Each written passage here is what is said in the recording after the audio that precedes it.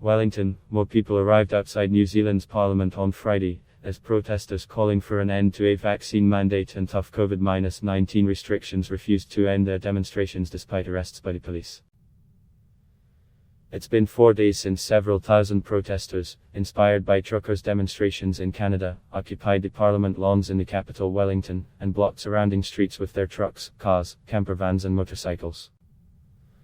On Thursday, the police arrested 120 people as they attempted to forcefully remove the protesters, but were seen falling back later in the day as the campers refused to move.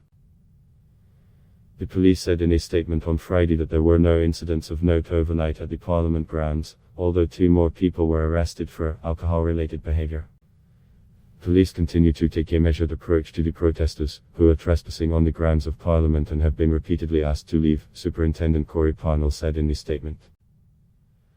There are a range of different causes and motivations among the protesters, making it difficult to open clear and meaningful lines of communication, the police said, adding that misinformation, particularly on social media, has been identified as an issue. More tents and even a gazebo went up on the lawn as more protesters arrived from across the country on Friday. But the crowd was peaceful, singing and dancing, unlike the angry demonstrations seen on Thursday. At the moment it looks more like a festival here, one of the organizers said on the microphone. Does anybody see a mob here? A small number of protesters were also reported to have gathered in other cities like Nelson and Christchurch in solidarity. The protesters ignored calls from Prime Minister Jacinda Ardern to move on.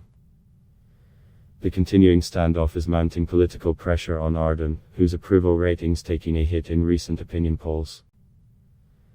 Despite garnering plaudits for keeping the country virtually virus-free over the last 2 years, the strict restrictions that are still in place have become unpopular. Adblock test why?